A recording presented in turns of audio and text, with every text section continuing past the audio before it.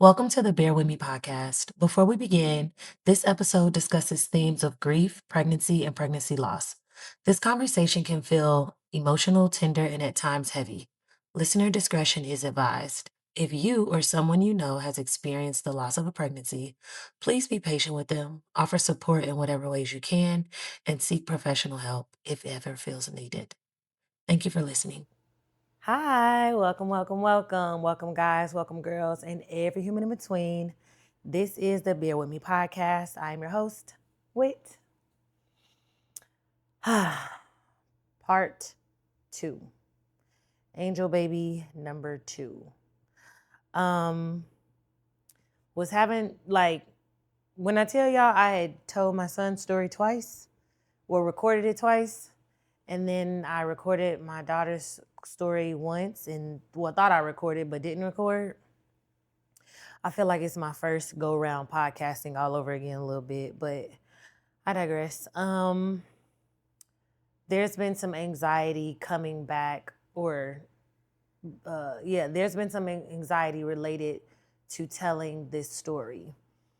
One, I recognize that it's very fresh.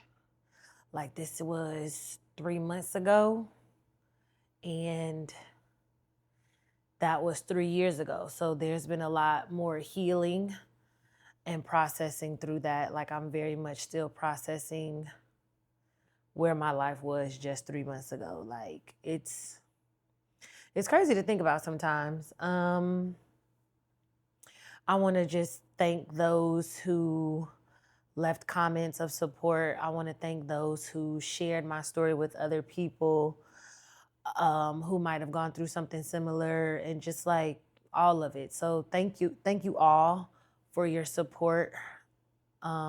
It's different. What makes this story or her story the most more challenging is that she was Earthside. She was actually Earthside for 7 days. So I'm gonna just tell the story. Of course, there will be moments of humor, but bear with me. All right. Take you back. Summer 2025. Her dad slid in my DMs and was moving real. What's up? Oh, okay. Well, what's up? So we started doing stuff we had no business doing. Okay, obviously. And to the degree that we ain't had no business doing. I will say though, there was a level of understanding, like, look, we not gonna do that because we know that make that. And so there was like an actual, there was consent on both sides. Like, okay. Like, I don't really know. I don't want to be super explicit, and because that's just not what I want to do, and so I'm not gonna do it. But consent was had from both sides. Like, all right, hey, can I? Okay, whatever, let's do it. Childish. I remember, but now you talking about 3 years ago. Fast forward to now, yeah, we real in tune with my body. The next day, ladies and gentlemen, I knew I was pregnant. The next day, I looked over to him. I said, I'm pretty positive we just made a baby. He was like, what? I was like, I can feel the cells dividing. Who says that? Me. I do.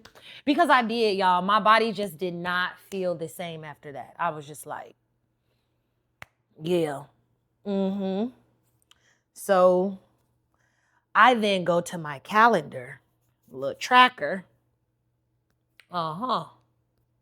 Yeah. because I was going into this a bit more intentional than what I was doing with that one. And so, yeah, I was like, oh, I'm ovulating. Okay. And he like, okay. Like, not really believing or really like, okay. So a week passes, 2 week passes, y'all.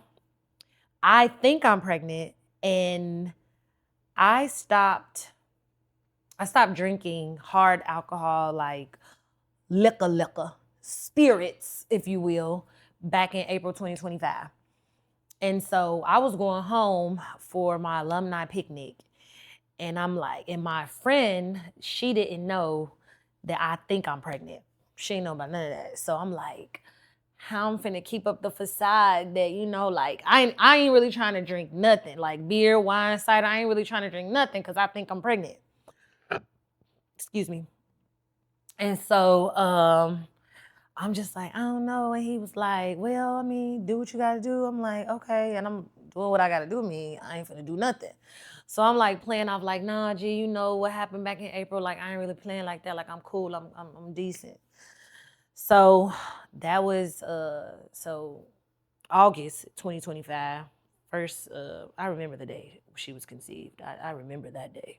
Anyway, um, so that happened. Then like a couple weeks later was the class picnic, and then we had agreed that once I told him, I was like, I think I am, and I'm not really experiencing symptoms, but I am, but I'm also experiencing like PMS aligned symptoms. So I was like, look, the next time we're together, I want to take a test together. And he was like, okay. So either before I went to Chicago or right after I came back, he was like, well, just take a test. If you so concerned, I'm like, no, I want to do it together. He was like, okay, well then just wait. I'm like, all right, man, cool. I'm over here just excited, but then also like, I just want it out of my mind. I just need the confirmation. I just need the confirmation. So he gets here, and of course, I buy a whole bunch of tests. So I go in the bathroom, pee on a stick, and when you cap it, because it was okay. When I capped it, there was urine kind of like coming out of it. So I wanted to wrap tissue around the stick. And I was also trying to leave it face down because I was gonna come to the living room and we were gonna look at it together at the same time. Rather than wrap the tissue around the stick, I was wrapping the stick around the tissue. Just real what? And so I ended up turning it, because it was face down. I ended up turning it to me, and I saw it was a digital and it was like pregnant. And I was like, all the air was just left my body. So much so that Bubba ran into the bathroom and was like, hey, yo, we good, what's up? And I'm like, I'm sorry, move, get away. And he was like, what's going on? I was like, I accidentally looked at the test. And I was like, I accidentally looked at the test and here it is. And so then he looks at it and he look at me, and then I look back at it, and I was just like, oh, I'm pregnant. Slight panic. Go to the patio, deep breaths. Bubba just looking up at me like, girl, what's going on? And I remember just like a flood of emotions. Like, I just quit my job. I'm doing my business, but I ain't got no health insurance. This ain't the most lucrative, like, business ain't booming. And so just what do we do? Like, we now have life growing in. It's been confirmed that life is growing in us. And so I was a little nervous. We then had a conversation that same night, and I just basically told him like what I needed from him. I was like, I need you present. I've done this before with no presence and a lot of unsafe. I'm good. I also share with him like my last pregnancy only made it to 19 weeks, and I was like, I'm probably going to be anxious and nervous those first, like, because I just don't know. Like, remember at the time with my son, I didn't know what happened. I just didn't know what happened. So it was just like anything can happen. Um, he was like, okay, okay. And I'm like, okay, oh, okay, okay, okay.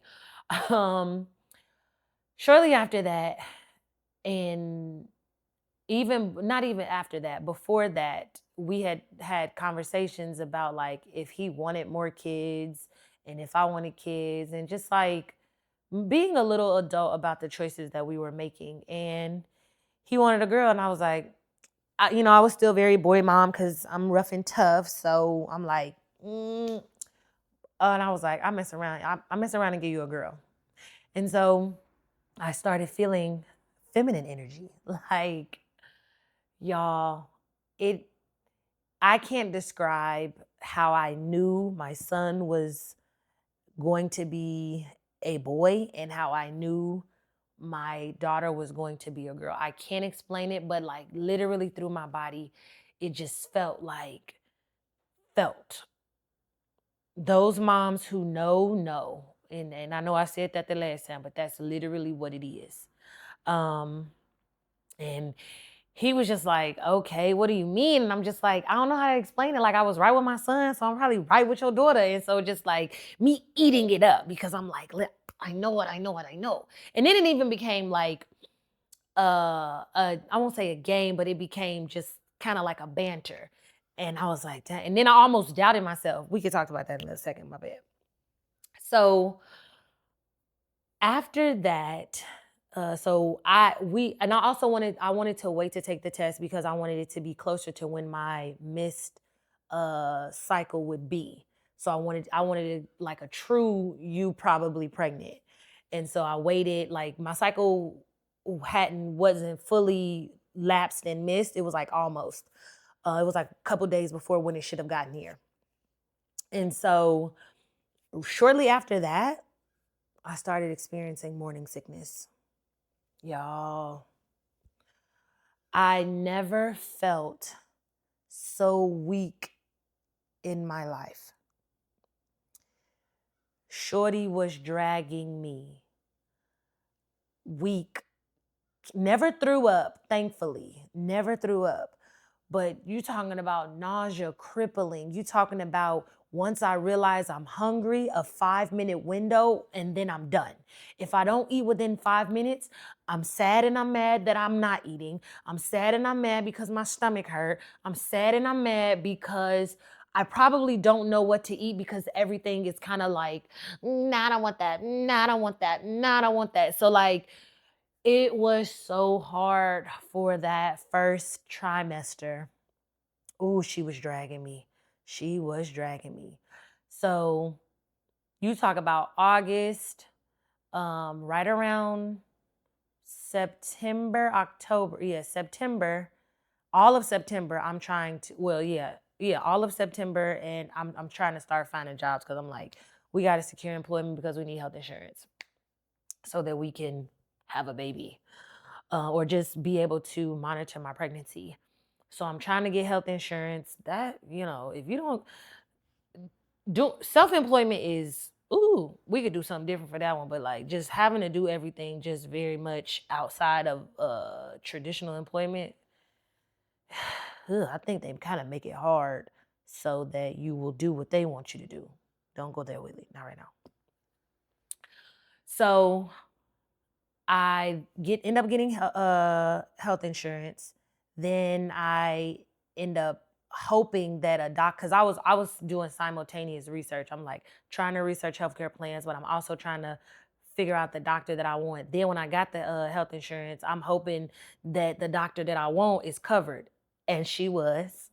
Bless her whole soul. Like, ooh, I love her. So I'm almost starting the show, if you will, and I'm starting to feel that pressure. And it's really hard to describe. It just would be uncomfortable sometimes. And it's just like, I don't know, just would be uncomfortable. So I go to get so of course, get health insurance. I called my previous OB and I book appointment with them and had to pay out of pocket because I was like, we got to put our eyes on this seed. and just make sure everything is decent. So when we go, I remember the day that we went. I don't what was I gonna say? I don't even know. But I remember looking at the screen and just like, oh, and it was crazy because it was like I'm here again, and it was a little embarrassing. It's a different man. Sorry, like not sorry, but like, but it's a man here. Wasn't no man last time. We got a man here now, so it was like little level up type vibe. So see her, and I can't remember how far along I might have been 7 or 8 weeks by the time they would want to see us. Cause they want to wait, and that's all. I'm gonna just do a quick sidebar. That's all a plot. When you think about before these complete abortion bans, most women don't find out that they're pregnant until 6 to 8 weeks, until they've completely missed their period, their cycle. So you're gonna sit up here and tell me that you can't do, uh, you can't, what you call it? I forget the nicer word, outside of the A word, but you can't do those after 8 weeks. You like, who knew that they was before 8 weeks? Some people don't. Some people don't know that they're pregnant when they get pregnant. I just happen to know when it happens. And first time I didn't know. But anyway, so I find a doctor. Oh, so I'm at my previous OB, and she was just like, hey, we're going to monitor you closely because we did have an unsuccessful pregnancy, and we just want to make sure everything is okay. She was like, I'm going to get you into an MFM, which is maternal fetal medicine doctor. We'll probably get you in there around 16 weeks, she said. But then she was like, by the end of the appointment and just some of my questions and stuff, she was like, no, we know what? We're going to get you in at 12. She was like, I'm going to call over there, and this is the people and this, that, and the third. And I'm like, all right, bet, cool. So I get health insurance, and thankfully, the MFM that she had recommended me to was also covered under my insurance that was kicking in. So I was like, perfect. She was not a part of my insurance. And I was a little upset about that, but I was like, whatever, this other person, I looked her up. I like what she about. We finna do this. So at 12 weeks, I was supposed to go to my 10 weeks. So yeah, I was 8 weeks when I went to see her. So that was at 8 weeks. I ended up not being able to afford out of pocket 10 weeks for my previous OB. And by that time, when I called to schedule an appointment for my new OB, she ain't had nothing until I was 15 weeks. When I tell you, I'm like, my baby is growing in me, and I don't get a heartbeat, and I don't know what's going on, and I just need to know. Like, I was nerved up because I'm like, we need all hands on deck the whole time. So in my 12-week, I see the MFM, and I walk her through what happened with my son. And she was like, "Oh yeah, like that's kind of weird." I was like, "Yeah." Like I told the my previous OB, like I feel like I farted and my water broke. Now my previous OB, she was like, "You couldn't have done that." But I'm like, that's what it felt like. Like enough pressure to make it pop, because pressure makes it pop. So but whatever. I don't got no degree in it. I don't. So whatever. And she was like, okay, well, she was like, well, so let me also just state that this is not medical advice that I'm about to be giving moving forward. This is just my story, and these were the options that were provided to me. You can definitely take this for those of us who are new here and they're here to gain whatever information is beneficial to them. This is not go do this to go do this to go do this, but there is something that I will say, and we'll get to that. But anyway, so at the 12-week, I see her on the screen, and I'm just like, hi, and I'm just like, oh my gosh, and just tears. I'm like, she's growing, and just and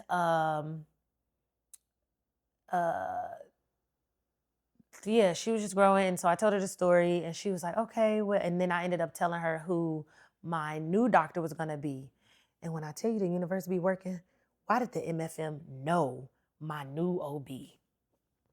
Bless, bless, bless, bless. Okay. And that worked itself out in a little bit. I'll tell you in a second. So she told me like, okay, well, if you it sounds like cervical issues, but we're not really sure. What we can do is give you, forgot the word for it, but there's this medicine that I could take that would help develop my cervix more. Because she told me that at 16 weeks, your cervix should be 3 centimeters long or the length of 3 knuckles. Okay, so you tell me that, oh, I'm ready.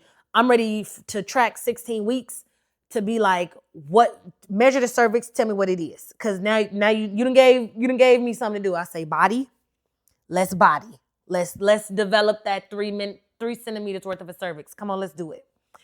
So at the 12 week, they checked and she got a heartbeat and she got this and she got that and she got this and she got that. And I'm just like, okay, cool.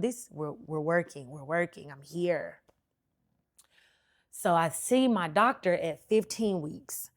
And I then described also, it was a little to have to revisit my story with my son to the frequency that I did in such a short time while also growing a seed.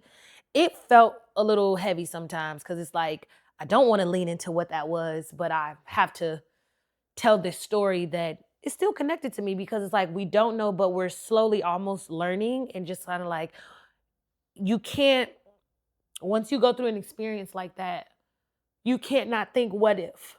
Now, based off the new information that you know, you're going to think what if. Okay, new record. We ain't even start crying right away. Yes. All right. So I meet my doctor at 15 weeks. We hitting it off. Me and her, him and her, all three of us, like we all vibing, keying in that thing. Like I know we loud. I know you can hear us on the other side of the door, but it was energy that was necessary. So she hit a story. She said, "Oh, sound like an incompetent cervix.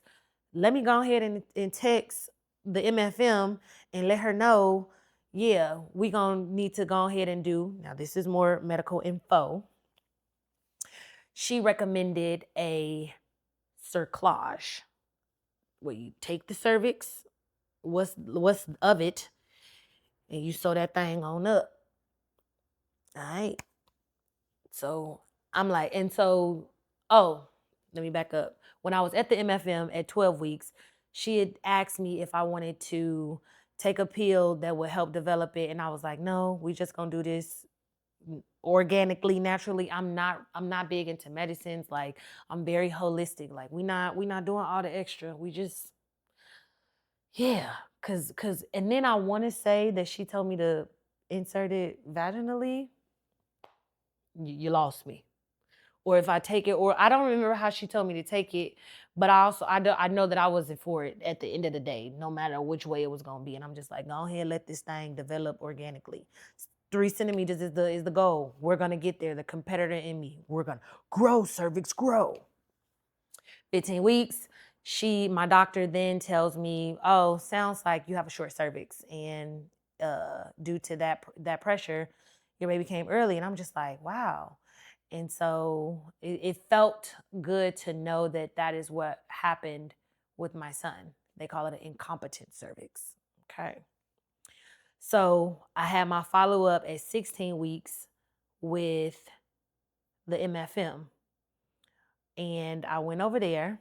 And my current OB, she also had booked me still with another person in house within their system or in their network. So I go to my MFM, and I was so ready. One of the things that I was like, I'm ready to like see somebody consistently so I can get my blood work so we can confirm this gender, this sex. So I'm like, I want to know. I need to confirm that I'm having a girl. I need to confirm that I'm having a girl because me and him like, well, what if it's not? And how you know? And I'm like, So at 16 weeks, she was like, do you want to know the sex of the baby? I was like, you could tell me? And she was like, oh yeah, I could tell you. I was like, so why you ain't tell me last time? And she was like, oh, I can see as early as 13 weeks. I was like, oh dang, I was 12 weeks. Okay. So she was like, yeah, I can tell. I was like, no, you can't tell me because we want to learn together. And then she was like, well, I can take a picture and put it in a little envelope and y'all can open this. I was like, yes, let's do that. So we going through the whole body and backtrack. This is, I don't remember which appointments happened in what order, because at one point when I was at the in-house person and they were doing, oh yeah, that's what it was. At my 15 week, and also my initial meeting of my doctor, they did jelly on the belly ultrasound, and she was checking measurements, and I saw her measure that cervix, and that thing said 3.17. And I looked at him and I was like, we got the 3 centimeters. We got the 3 centimeters. And he was like, well, I was like, remember she said we gotta have 3 centimeters, 3 knuckles. Like, we good. So we good. Go to the 16 week. Shorty does a transvaginal. So go up in there with a magic wand. And she is then showing me that my cervix is not even a full centimeter. Oh. And then she shows me how you, based off of how they position the tools, can make it look like it's something that is not. Now you didn't just took the air out of me. You didn't just deflated my balloon. So the doctor come in, because that was the tech who did the ultrasound and we was having all that conversation. Doctor come in and she tells me about a cerclage. She draws it on, I'm a visual learner and I'm also auditory too. So she gave me a little bit of both. She walked me through what it would look like and just like all this stuff and recovery and all that. And I'm just like, okay, we need to have a surgery. This is wild. So she says, let me call some hospitals that I'm affiliated with and get us scheduled so we can do this as soon as possible. Okay, fine. Everybody she calling, they don't accept my insurance. So I had my doctor, unbeknownst to me, she had scheduled me to see their in-house MFM. And I had canceled the appointment because I'm thinking I'm finna go to baby girl. And they know each other. They texting each other while I'm in the office with them type. So I'm thinking that she finna be the one. So I didn't cancel this appointment with the in-house. Now I gotta call and put it back on the books and hope that it's still available. And everything worked out, and it was. Go over there. We check in and they trying to talk around. Oh my gosh. If it's one thing I am not here for, is you talking around me about me. Don't do that. Don't do that. So the ultrasound technician, this was at the 16 weeks when I was finna do everything with the cerclage with the in-house. She is looking and she then steps out and I'm just like, I looked at him and I was just like, they acting like I don't know and I know. And I'm just like, nah. So I looked at her, she came back in, I said, look, I know what it is. I know that my cervix, because it's a screen above me and then this her machine. I said, I know that my cervix is short. Y'all, I could see my baby, what I felt like coming down the highway. It made it feel like she could just fall out. Like, no exaggeration. Like that, it was just like, yeah. Sew that thing up, push her up. Like, we gotta do what we gotta do. Because we need to increase the success of this pregnancy. So the doctor comes in and then they admit me. And we had a feeling that the surgery was gonna happen that same day. And so we had prepared for it. Like the night before, I had my last big gulp of water at 11:55. And I was just like, I can't eat, I can't drink. I can't drink water. Not being able to drink water is crazy before a surgery. That don't make sense to me because the body got to be hydrated, in my opinion. So what are we talking about? So I'm there, like, my appointment was like 8:30, I don't know. So we, with the tech, doctor come in, tell us what it is. Then they admit me to this other room and we just waiting and we waiting and we waiting and we waiting. And then y'all, this part right here,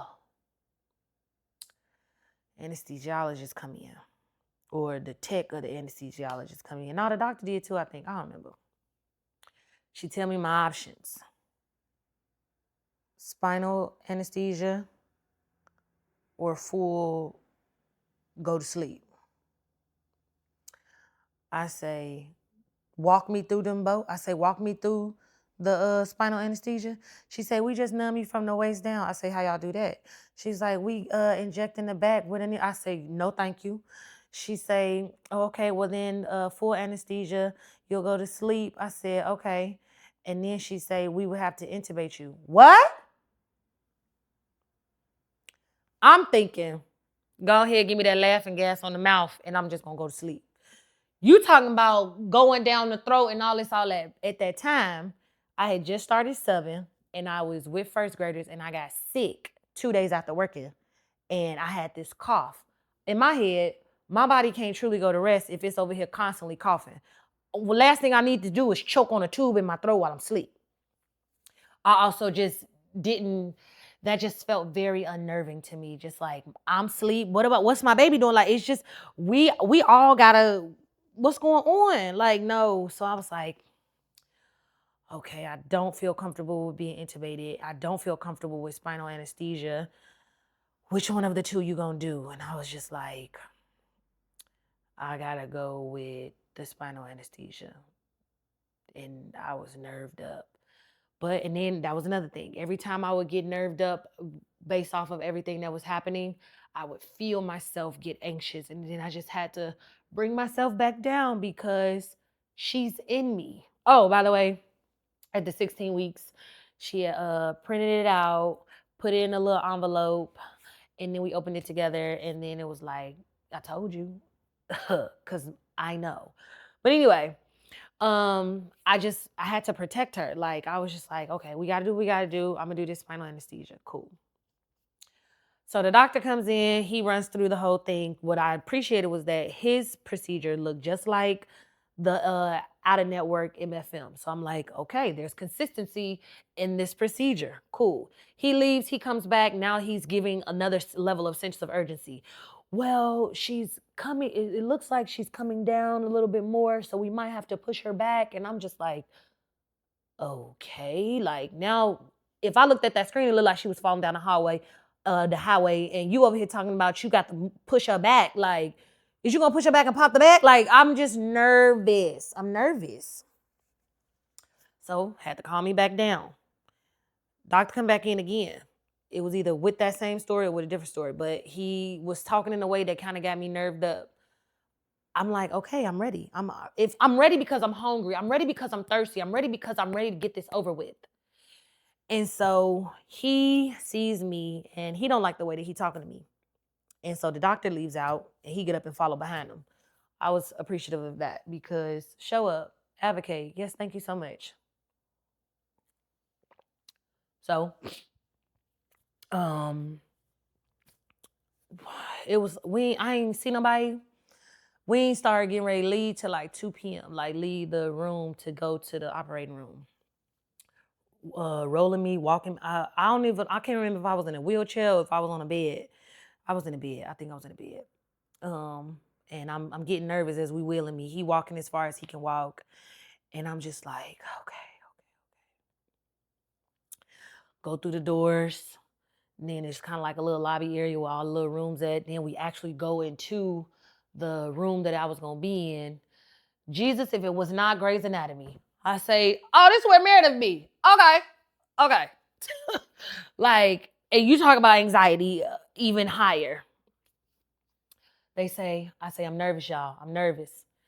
One thing about me when I'm nervous, chatterbox. When I tell you I'm talking the whole way we wheeling me to the room. We in the room, I'm talking. What's your name? What's your name? What's your name? How you doing? How you been? Like, I am nerved up. So the anesthesiologist, he was like, well, we gonna give you something to help ease your nerves. I said, yeah, come on. Put that through the IV. I said, okay. Ooh. So I say, I need you to walk me through this. So I'm sitting over the side of the bed. So my feet is hanging over, and then the nurse, she in front of me. So they say, okay, topical ointment, cream, whatever, to numb the surface, to stick me. They say, you gotta relax. I say, hold on, let me relax.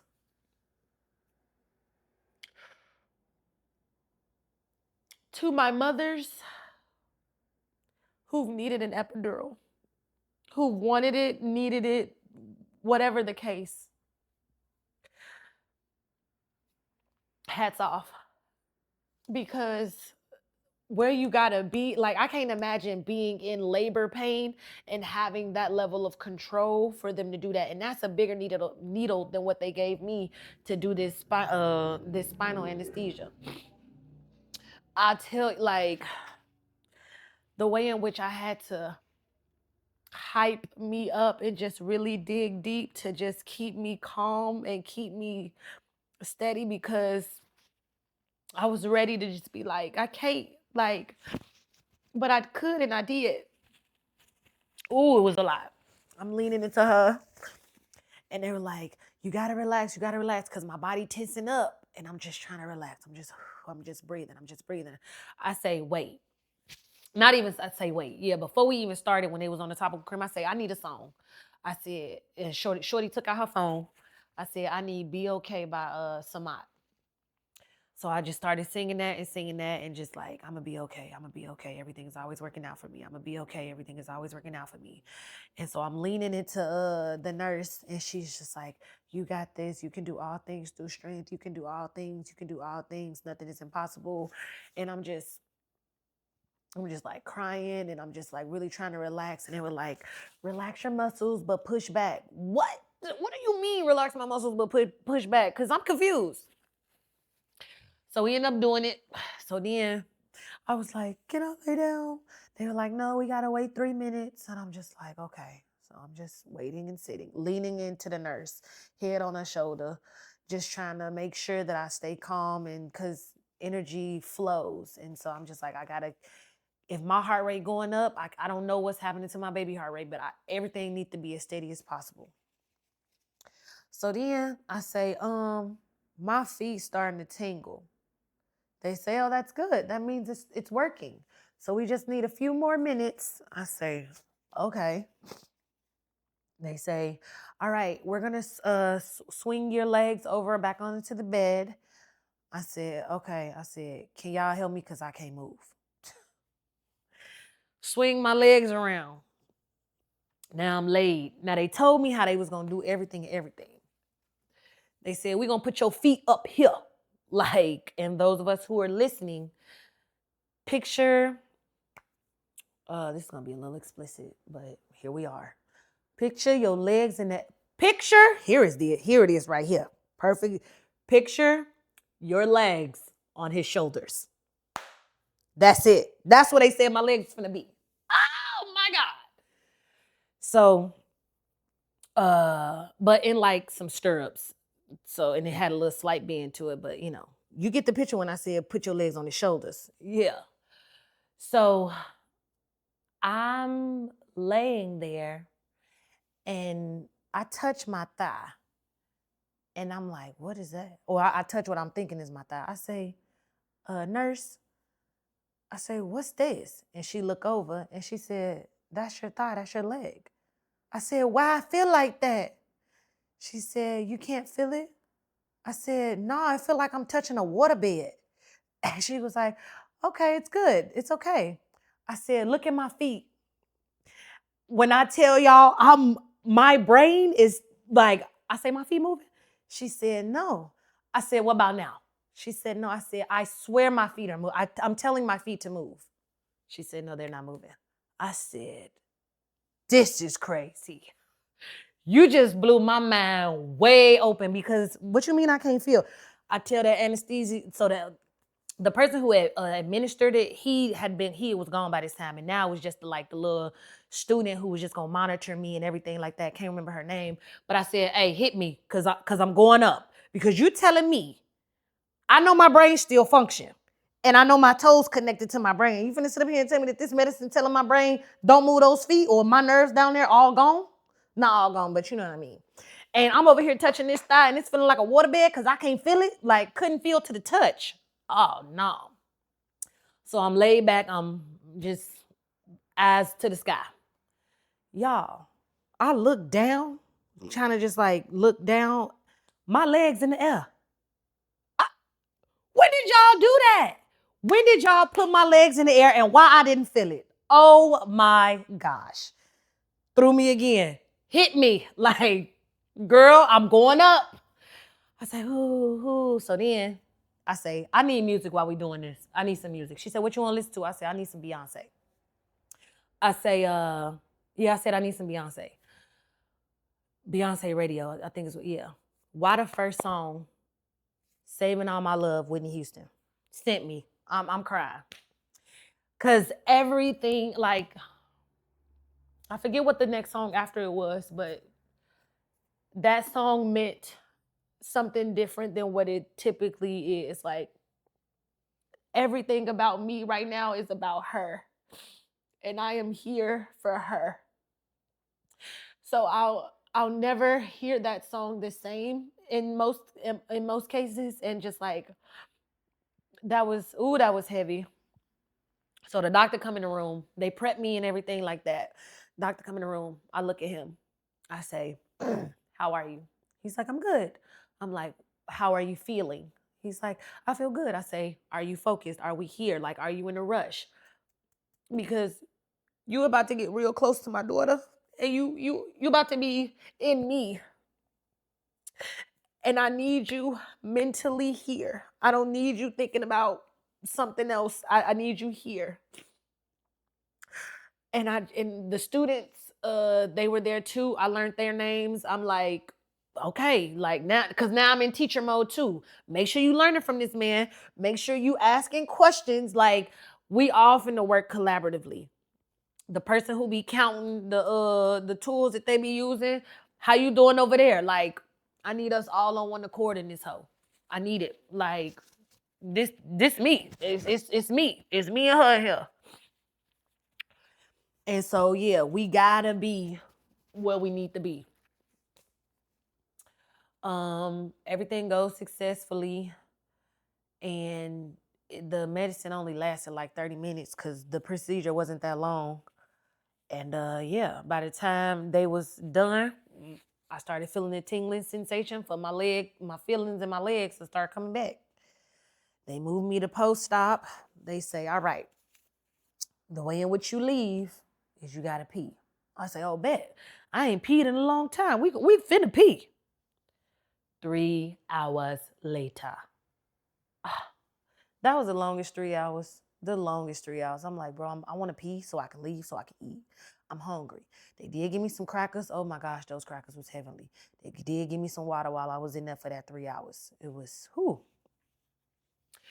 So that was the cerclage. Oh my gosh. This other little part. And then I don't think I'm going to tell no more about that. Y'all.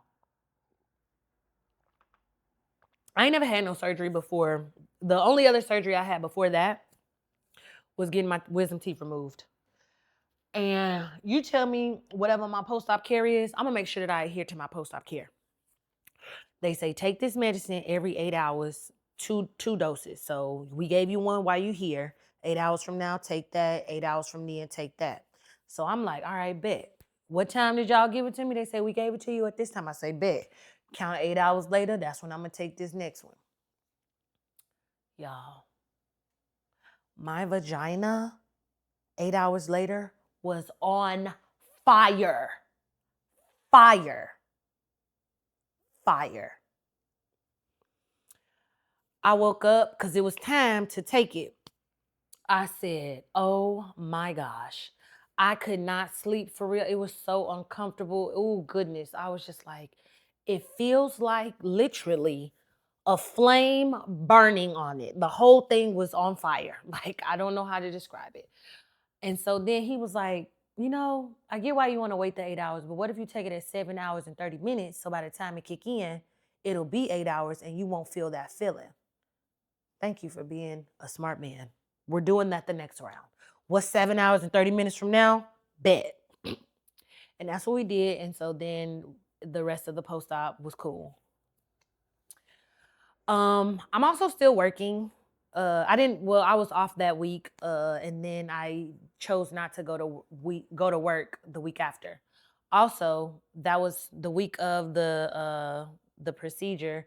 I decided to tell my parents because I was gonna have a procedure. They don't know I'm pregnant. Anything can happen. Da da da da da da da da. So I tell them. I got I got an ornament for my dad and my bonus mom, and I got a candle for my mom.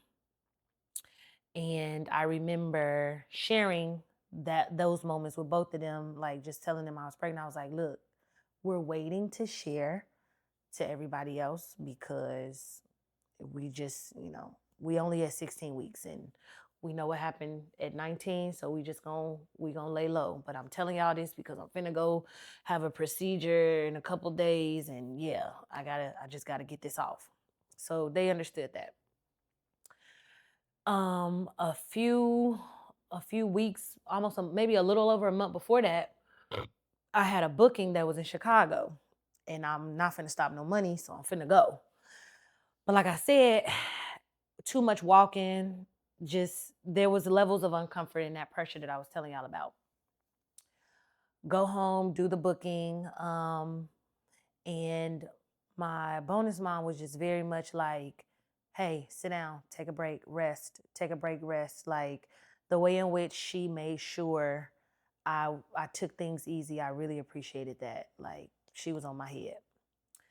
Come back home, have my follow up. First off, they told me that they was gonna do my follow up 2 weeks, and then they moved it to 3 weeks.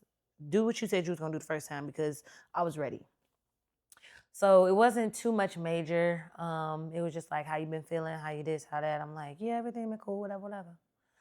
And then I asked about traveling because I then at some point I decided that I wanted to go home for Christmas slash New Year's. And he was like, I don't recommend it. The 22 to 24 week area is a great area. And so I don't really recommend it for you. And I was just like, dang, okay, fine. So that kind of made me feel a little way because I didn't necessarily want to be here by myself. And I would have rather had gone home. So my mom decides that I had told her that I was coming home and that we were going to make plans to see each other. But then when I told her that I wasn't coming home, she was like, well, do you want me to come out there? And I was like, well, yeah, I guess, sure. So I'm still feeling this pressure on and off. I'm still working. I'm still doing podcast production, and those days were hard. And I had to like sit. And thankfully, the people that I were around, they were just like, "Hey, rest. Let us do this." And I'm just like, "All right, come on, big mama. Let's just be pregnant." So it is. My mom comes to town. She sees me. I'm round, and oh, back it up. I get to 19 weeks. Exhale. Yes. When I get to 20 weeks, I then really exhale because I'm feeling like we done that procedure. Things are going great. We're okay.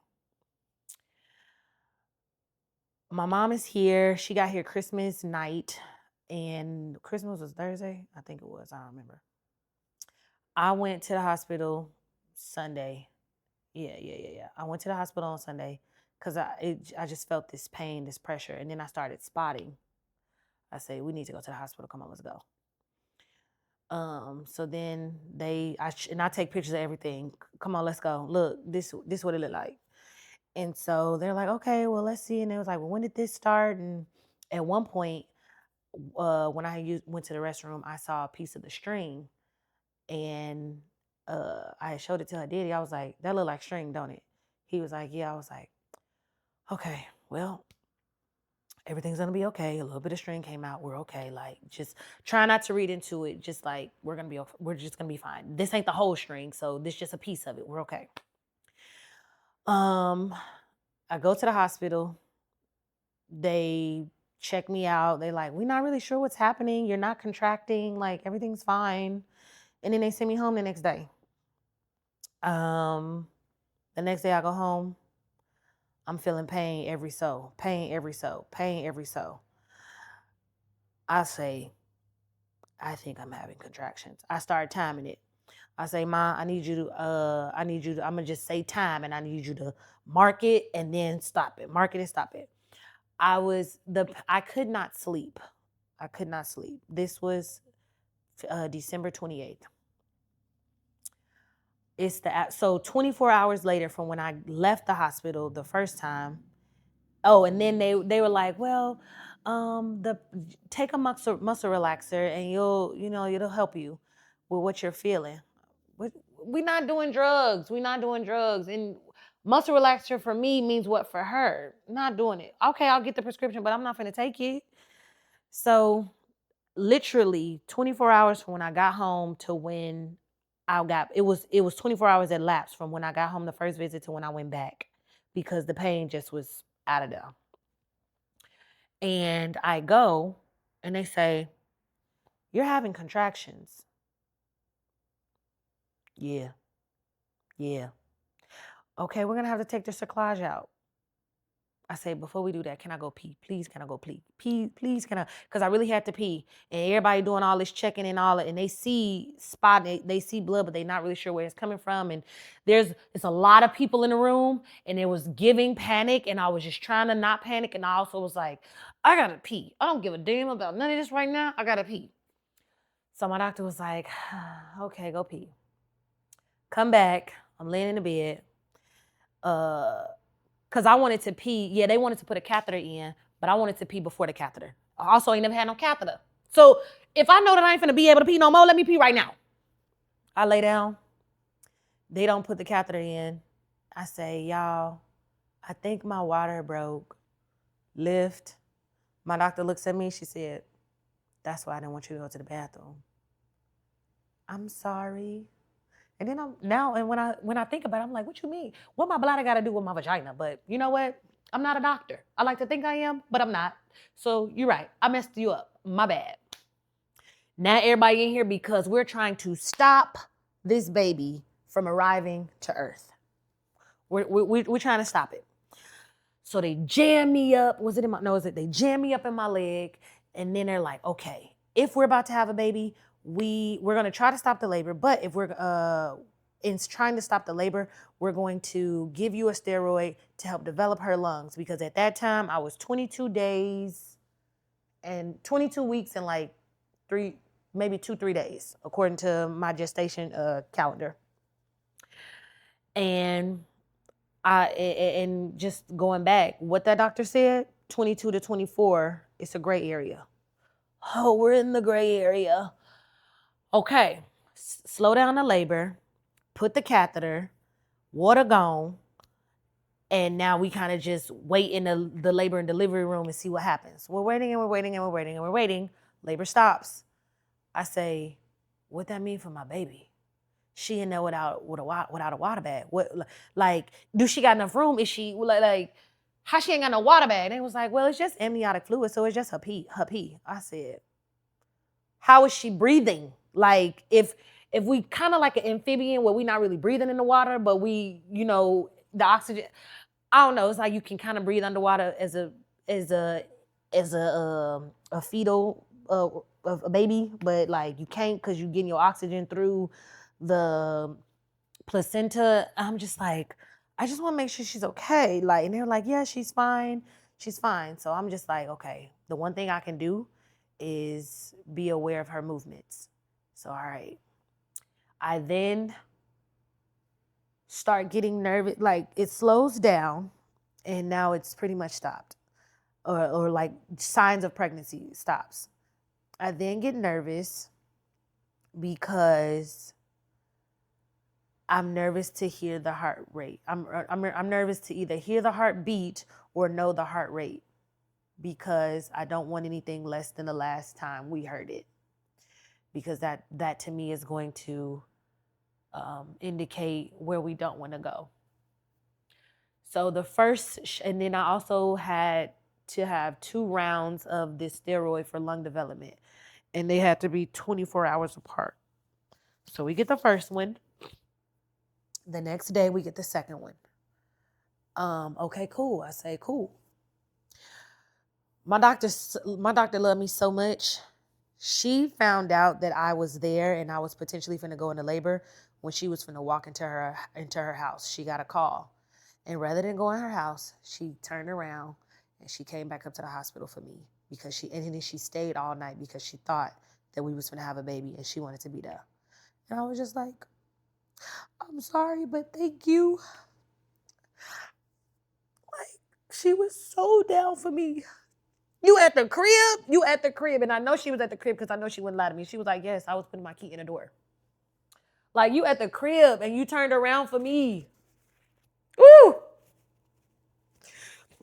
So, um, they moved me out of labor and delivery, and they moved me up to antepartum. And they said, okay, well, we slowed down labor, or we stopped it, and because your water is broken, you have to stay here until she arrives. I said, what? She said, you got to stay here. I said, okay. I said, so I'm finna live in this hospital? They was like, yeah. I said, like, y'all, my brain could not understand. They said, at the earliest, we will induce you at 34 weeks. I'm 22. You saying I'm finna live up in this hospital for 12 weeks? What else starts happening in my head? If I'm in a hospital, I'm not at work. If I'm not at work, I'm not making money. That rent still gonna be due because they still think I live there. Nervous, just nervous. I say we can't think about none of that. We just gotta focus on her.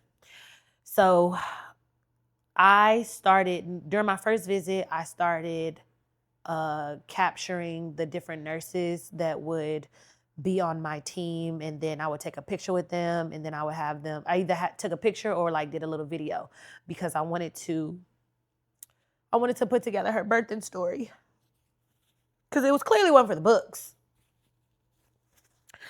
And they were all like super participatory and everything like that, and like learning them and them learning me, and just all of the things that was nice. So I celebrated New Year's Eve in the hospital. Me and my mama drinking little mocktails. And then my sister showed up New Year's Day. And that was cool. And then 4:44 in the morning, I started feeling a pain. Before my doctor had left, when she thought I was finna deliver, she was finna be off, and she wasn't finna be back until I can't remember what day it was gonna be, because my baby was born on a Friday. She said she wasn't gonna be back until maybe Thursday. I can't remember. It was something that I had told her. I was like, well, because it was the 28th when I went in there. I was like, we can't have no baby before the first, no way, because I got a sweatshirt over there that say "Mommy to be 2026." I had waited to buy different things to like kind of capture my pregnancy because I was just like, I'm not really sure. I gotta wait. And just like wanting to do a pregnancy announcement, but also just waiting to get over the humps. And that was hard, like to want to be happy and excited, but then have this level of this dark cloud of this hesitancy. It was. So we so that was all day on the first, and then on the morning of the second, 4:44 a.m., I feel the same pains that I felt on the 28th, aka contractions that they said were not contractions, that were contractions. Yeah. Buzz the nurse. I say, I think I'm having contractions. This time. Yeah. Then they didn't want to keep opening me up, or not opening me up, but like going in to see, because that's just risk for infection and stuff. And so they checked and they were like, yeah, you're dilated. I feel ahead. We're going to move you down to labor and delivery. What? Okay. Woo. Okay. Call her daddy. She's about to be here. Thankfully, we did the steroids. And so now that they had told us what they had told us being born at this early of stage, what that would look like during the first false alarm. So we knew what was going to happen. They call it a trial of resuscitation. And it took me a while to understand what that meant. And basically, they were like, she might not be breathing when she's born, and we're going to try to resuscitate. And it's a trial because we're going to try to see if we can. And if not, then yeah. And if we do, then we go about supporting life. I'm thinking, whole time before that, she gonna come out when we just gonna do what we need to do. We done took the medicine. What are you talking about? We having contractions. What is this? Oh Lord, another. Okay, my bad, y'all. We having contractions, and I'm a talker, like I said. What's your name? What's your name? What's your name? I'm also mad because it's almost time for a shift change at 7. I need people who finna be here with me, not the end of the shift, because they ready to leave and they gotta follow me through. They can't leave yet. Man, I'm sorry, y'all. Y'all was ready to clock out. My doctor was not there yet. She was also not the on-call doctor. The on-call doctor, and it was like the attending and then the resident guy. Yeah, they were super cool. I had to be bedbound, which I wasn't too much of a fan of, but whatever. I made jokes, didn't know truly, because like my last labor was just like induced, and it was like, all right. I remember saying like, I feel something. They say if you feel something, then it's time to push. And so that was literally what it was. And then I want to say 2 pushes later, he fell out. And he fell out because he fell out. That's my business.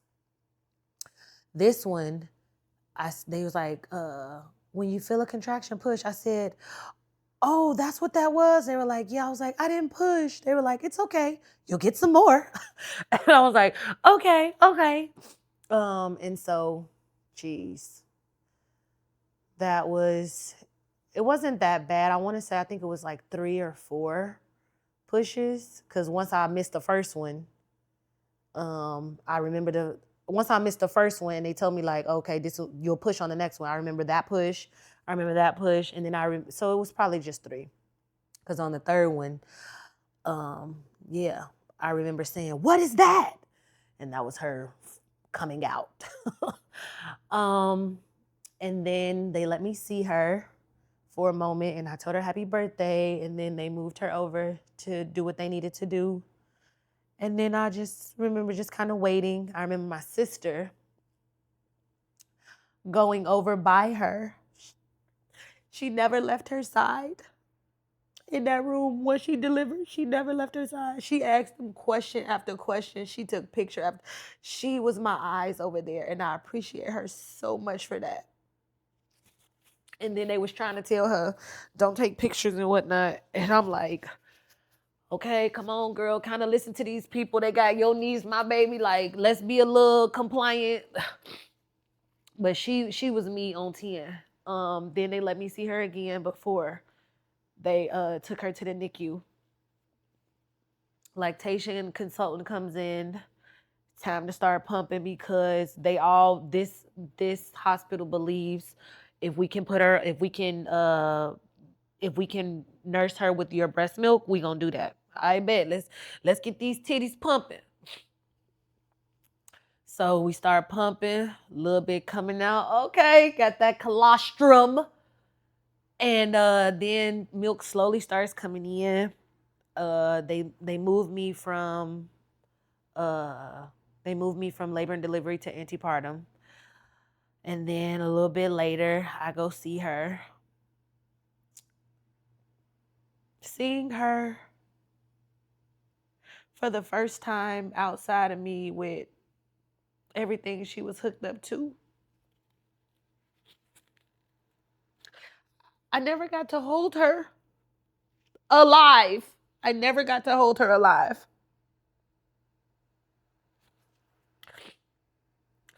7 days later, she passed.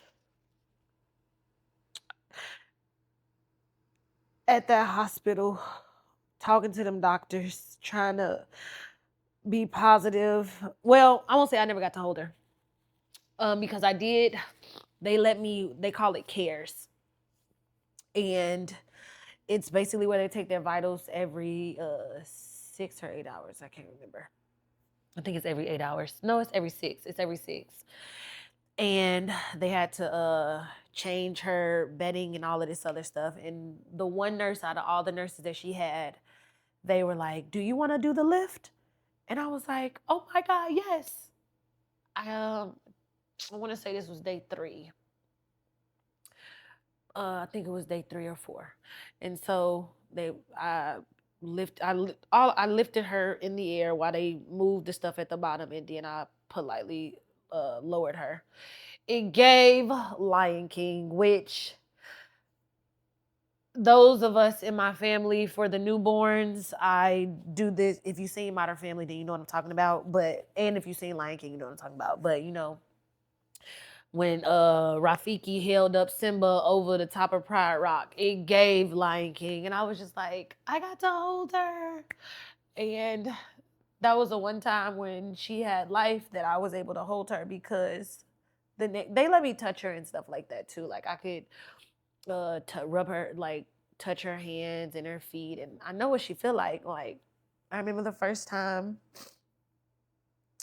I touched her hand. I remember what her fingers feel like. I remember what her feet feel like. She had hair. I just remember. I remember a lot. And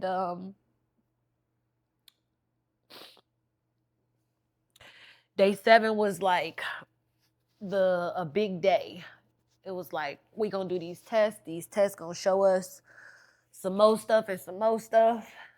And the tests didn't show us promising stuff. And shortly after, she passed away. And it was hard because it happened again. It felt like I was out of the woods. I was pumping. I was there. I was trying to figure out who her primary nurses would be, because that was something that they were going to allow me to select. So I'm watching who's caring for her, how they're caring for her, and just really, Nick, you have your baby and you get discharged from the hospital and your baby don't leave with you. That's hard as a NICU mom. Like, that's hard in itself. Going home and I'm not pregnant no more, and my baby is at the hospital. That's already a mind fuck right there. And then 7 days later, my baby don't come home. My baby doesn't come home.